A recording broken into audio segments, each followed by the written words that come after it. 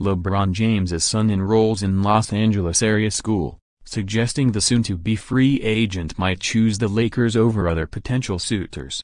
LeBron James could have a new team by this time next month. And if he is on his way out of Cleveland again, either as a free agent or in a trade, depending on whether or not he opts into the final year of his contract, the Los Angeles Lakers may have an early edge on the competition.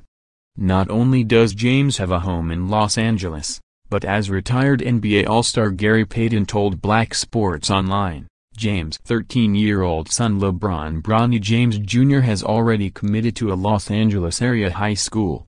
His son just committed to Sierra Canyon, which is in the Valley of LA, said Payton, a Seattle Supersonics legend who spent a year with the Lakers. That's where his son's gonna go to school, with Chicago Bulls legend Scottie Pippen's son and former New Jersey Nets All-Star Kenyon Martin's son. Sierra Canyon recently produced such NBA prospects as Duke's Marvin Bagley III, widely expected to be one of the top picks in this month's draft, so Bronny is in the right place if he hopes to follow in his father's footsteps, as many have speculated he will.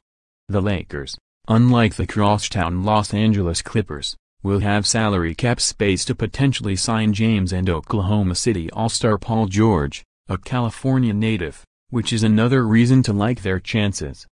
Of all the rumored potential destinations for the soon-to-be free agent, a group that includes the New York Knicks and Philadelphia 76ers, the Houston Rockets seem to offer the four-time NBA MVP the best chance at overcoming the reigning champion Golden State Warriors, who just defeated James' Cavs in the NBA Finals for the third time in 4 seasons. Perennial All-Stars Chris Paul and James Harden turned Houston into the Western Conference's top seed in 2017-18, so there had been speculation that James could chase a title by signing with the Rockets, similarly to what he did in 2010 when he joined Dwyane Wade and Chris Bosh in Miami before going on to win a pair of titles. But as columnist Marla Rittenauer from James' hometown Akron Beacon-Journal explained, the Rockets have an uphill battle to sign the future Hall of Famer. "I heard this from LeBron's lips when we were in Houston this season. He does not like Houston as a city," she told ESPN Radio. Another obstacle for Houston would be fitting James under the salary cap. However, James and the Cavaliers could give the Rockets some flexibility on that front if an opt-in trade could be worked out in which Cleveland gets players and other potential assets such as draft picks in return for accommodating James's exit. After James agreed to sign in Miami in 2010, the Cavaliers agreed to a sign-and-trade deal that brought in several draft picks. The move helped the Heat fit both Bosh and James under the salary cap. San Antonio Spurs coach Greg Popovich is hoping for a sit-down with James, according to the New York Times. But before any deal could be worked out with the five-time champion, disgruntled All-Star Kawhi Leonard's situation will need to be addressed. As the San Antonio Express News reported Monday, Popovich and Leonard plan to sit down and discuss any issues or concerns Leonard may have, and hopefully come to a decision about a possible 5-year, $219 million extension.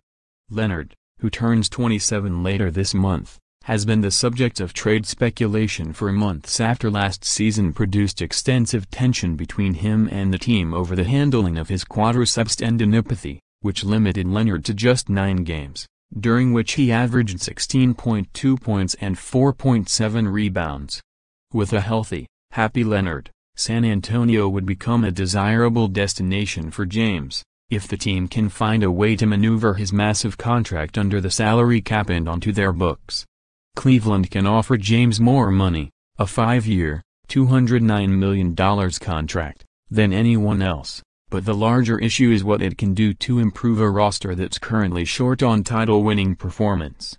The Cavs have the number 8 overall pick in this month's draft as an asset to perhaps package with All-Star forward Kevin Love, who could finally be moved after being the subject of trade rumors for years. And there's also the delicate matter of James' rocky relationship with team owner Dan Gilbert. The two have coexisted purely on business terms since patching things up after Gilbert eviscerated James when he bolted for Miami. It's unclear if they can move forward together. On a podcast during the finals, Gilbert said he views James as much more than a player. Legally, he may be working for our organization, but that's not really the case, Gilbert said. He's more of your partner, really. The comment was a concession of sorts from Gilbert, who understands what James means to his franchise and what he represents to Northeast Ohio, Hope. James came home 4 years ago promising to win a championship and delivered within 2 seasons, ending a 52-year title drought in a city he has personally helped to revitalize. The summer of 2016 was unforgettable, with a downtown parade that James has said overwhelmed him with emotion. It may go down as his crowning achievement, or something he wants to feel again. If so, there's only one place where that can happen. The last time James left Cleveland it was because he needed a team to help him achieve greatness. He found it with Dwyane Wade and Chris Bosh in Miami, and he came back a different man, ready to build his legacy. A father of 3, his priorities have changed again, and this time the decision is more complicated. There's a tug-of-war going on between James' brain and heart. When I decide what I'm going to do with my future, my family and the folks that have been with me for the last 20 years will have a say-so, he said. Then it ultimately will come down to me. It always does.